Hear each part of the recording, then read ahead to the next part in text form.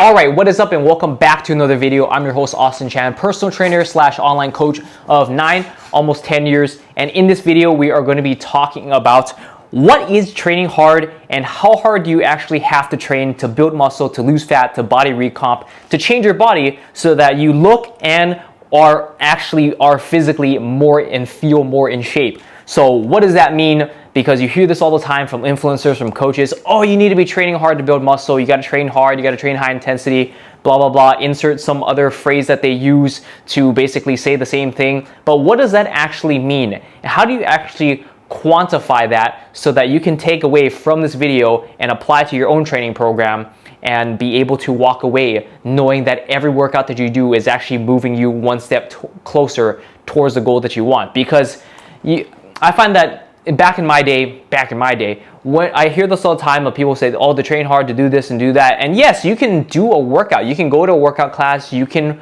run, you can do these workouts where they feel very hard, but also at the same time, a lot of clients that come to me, they do all these workout classes and they're like, I feel like I'm training hard, I'm pushing myself, I'm sweating, I'm breathing hard, I'm panting, I'm out of breath. But at the same time, they do it for 3 to 6 months and they don't see the results that they're looking for. So they are almost lost and at wit's end of, I feel like I'm training hard, but why am I not actually getting the results that I want?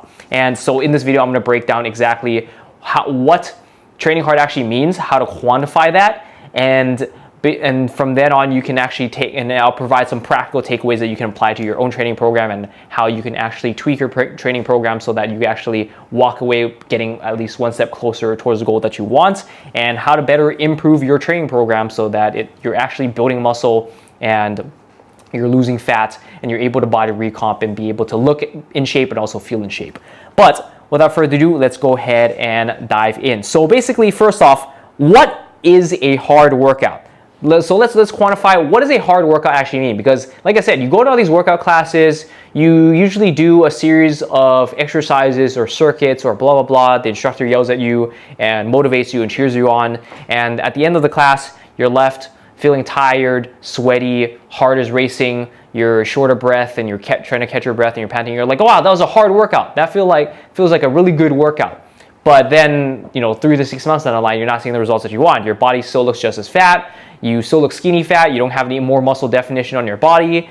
And you feel like your cardio hasn't improved that much. But then you're still like in class, it's a hard workout, right? You're still breaking your ass. You're still not breaking your ass. You're breaking a sweat. You're working your ass off, and yet you're still not seeing the results that you want. So what does training hard actually mean? So in the context of building muscle and building strength, training hard actually means how close in terms of a set how close are you in approximate to failure? Like basically, how many reps away from failure are you? How close are you to getting that point where, gun to your head, someone says, do as many reps as you can, and you literally physically cannot push the weight up anymore? That is essentially hitting failure. So when it comes to building muscle and building strength and losing and going after fat loss where you want to recomp your body and so that you actually look more defined and you have more muscle in your body and you actually look like you lift and you look like you train, you look like you're athletic, it's going to take some degree of training, like proximity to failure. And none of that, and I want to be clear that you can have a workout where it feels hard, where you're sweating a lot, where your heart is racing, where you feel like you're short of breath, and you feel like you're dying and you're also very, very sore and your muscles are fatigued, but none of that is the equivalent of actually training close to failure. You can train close to failure and have none of those things. You can train close to failure and hit failure and have some of those boxes checked off, but none of these are an actual requirement of what it actually takes to build muscle and to build strength. In fact, a lot of the clients that I work with, they find that at the end of the workouts, they don't get the same or similar effect as if they did a workout class. In fact, they were like, oh, that workout actually didn't feel too bad. I feel like yes, I got a good workout in and I pushed myself and I lifted weights, I got stronger and blah, blah, blah. But they don't get that same sensation of after a workout where their heart's racing, where they're short on breath, where they're sweating their ass off. In fact, like proper strength training, I'd say most of the time you should not be feeling that way. And if you're feeling that way, chances are you just sweat a lot. You are easily gassed out, which that like strength training over time will help fix that. But none of those are a requirement to actually building muscle and actually building strength. So again, to quantify, it's basically how close to failure are you training. And if you aren't familiar with that, we can go ahead and dive into more detail on that in my next bullet point here. But I basically just want to quantify like what that basically means. So now that we have that foundation of, okay, what does it actually mean to train hard? How can we take this into practical application and say, okay, how can I use this information now to build muscle, to build strength, to apply to your own training program? So know that for building strength and building muscle, it is actually required. You have to push your body to the point of close enough to failure to be able to signal all the process. I won't go dive in too much into the science, but essentially your body, honestly, your body doesn't know how much weight you're lifting. It doesn't know how hard you're working. All it knows is that how much weight am I lifting, how much stress and tension are these weights creating onto the muscles of my body? And is that past a certain threshold where I basically like am almost dying, where I can't lift it anymore? And then from there, your body then signals all the processes it needs to tell your body, okay, we need to add more physical muscle fibers on top of whatever we have now. And we also need to bulk up the current muscle fibers that we have, which in turn is how your muscles physically get bigger over time. You add more muscle fibers on top, and the current muscle fibers that you have, they get longer over time, which then they bunch up to get bigger, which is why you look like you have more muscle over time. That's basically physiologically how that stuff works. In terms of the process, like I said, so I covered the processes, and basically what this process requires is that you train close enough to failure, and then it kicks off all that stuff. And then because now that you have more muscle fibers, your muscle fibers are bigger. In theory, you have more functional muscle fibers, and because of that, you're stronger. And now that your muscles are bigger, they are able to lift more weights, which is where progressive overload comes in. So your muscles aren't just, you just don't progressive overload out of nowhere, right? Your body progressive overloads because of the fact that your muscles are now bigger and that you're able to control your muscles better, which is why it allows you to lift more weight.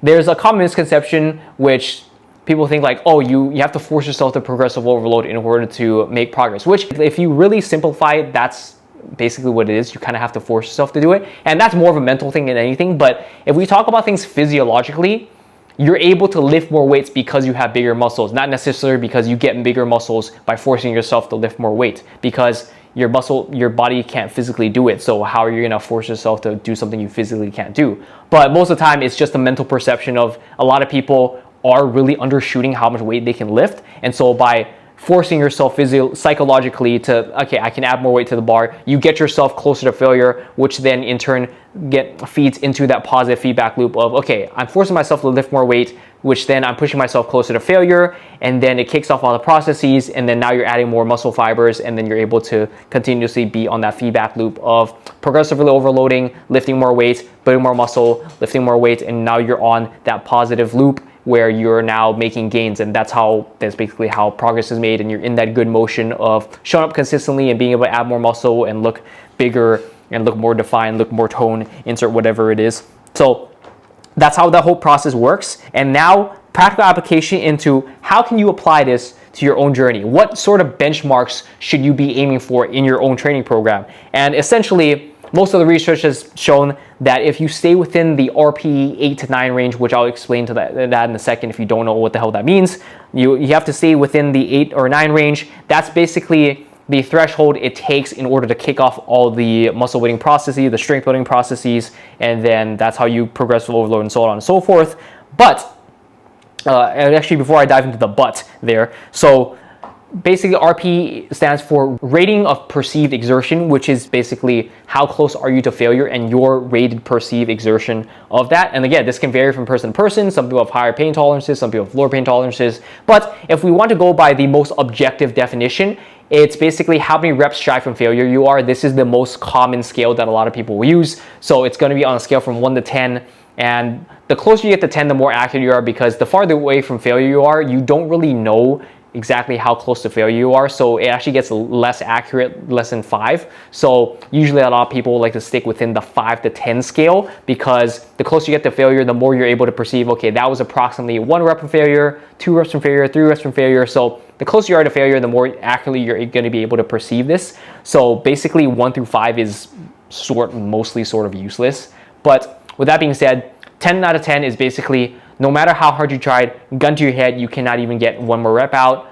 And again, this goes back to like the psychological component, in that most people just simply aren't training hard enough, and they don't know that they aren't training hard enough until, like, literally, like me as a personal trainer, a lot of my clients, I'll be like, hey, like, physically do until you can't go anymore. And a lot of people usually do at least 5 more reps than they thought they could have if they were by themselves. So again, this is like the objective scale, right? And then I just mentioned the subjective scale, which is basically how people would rate themselves. And if people are rating themselves 5 reps lower than they actually are, then their rated perceived of RPE 10 is actually an RPE 5. So they're not even anywhere close to failure, which is why a lot of people don't even make progress in the first place, because their rating of hard is completely off from the actual baseline. And because of that, they're not even training any close to failure, which is why they don't see the progress that they want. And so just simply working out with a personal trainer, or even just having someone standing there and making sure that you're lifting hard, that will just increase your scale to be a lot more accurate than it was. So like, for like, just covering that subjective scale, like a lot of people think,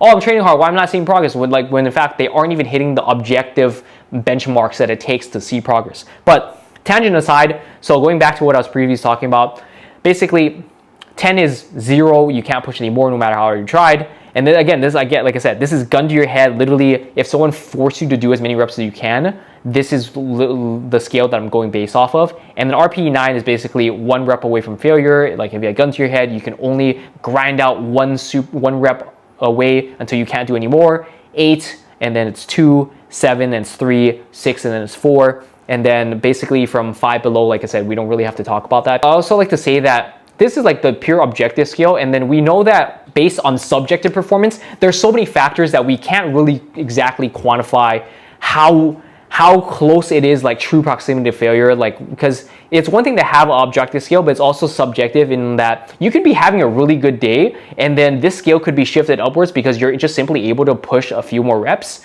versus you could be having a bad day, and then this scale just shifts to the left a little bit, or shifts down a little bit, because now you just don't feel as energetic. Your RPE 10 that day could be a RPE like 7 on a really good day. And so it's like more of like a sliding scale just based on your subjective capabilities. Some days sleep might be shit, diet might have been shit, you just have low energy levels for insert whatever reason, right? We all have off days, we all have really good days when it comes to working out. So this just completely changes the scale. So we can't exactly be super objective when it comes to this, but that's also, hey, we can get as close as we can to the scale, right?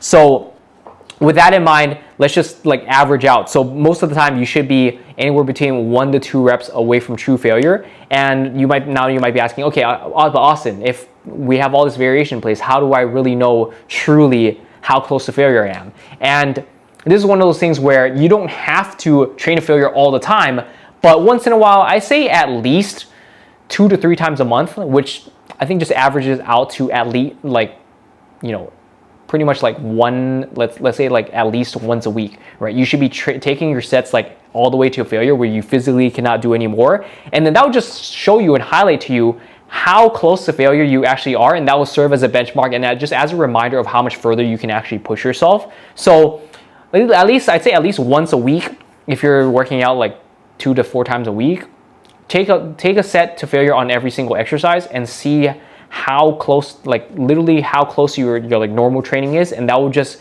give you a self-reflection of, oh, okay, actually I can have pushed a lot harder than I like thought I could. And so that'll serve as a good benchmark, and then from there you can use that as the proper like subjective scale on a weekly basis in terms of like your normal workouts where you might not be able to push as hard, or you might not have as much energy that day, but that will just serve as a good benchmark and as a good reminder of what basically RPE 10 kind of feels like for you exactly.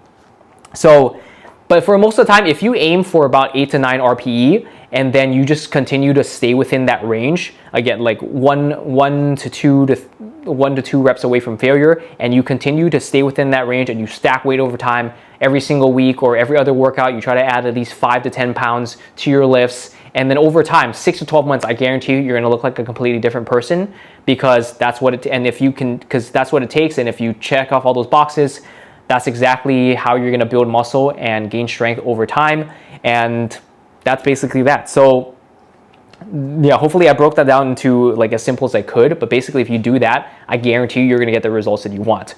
But that's pretty much it for me. So I try to keep this simple. I try to keep this video on the shorter side because I know I can ramble and yap a little bit too much and I end up repeating the same stuff or going around in circles. But that's pretty much it for me. So hopefully you got at least one piece of helpful advice from this video that you can take away and you can apply to your own program. But if you do need a little bit of extra help, I have a completely free 4-week guide that showcases what basically the first 4 weeks of coaching looks like with me. It has the entire guided instructions on setting up your nutrition, training, and mindset and all that kind of stuff to get you started. But then if you want more personalized and one-to-one help with me, you can also head to my online coaching offer in the description below, and then you can check out what that basically looks like, and then we can also hop on a call and talk about what your situation, what your background looks like, and I can get a little bit more personalized with that in terms of how it will best help you.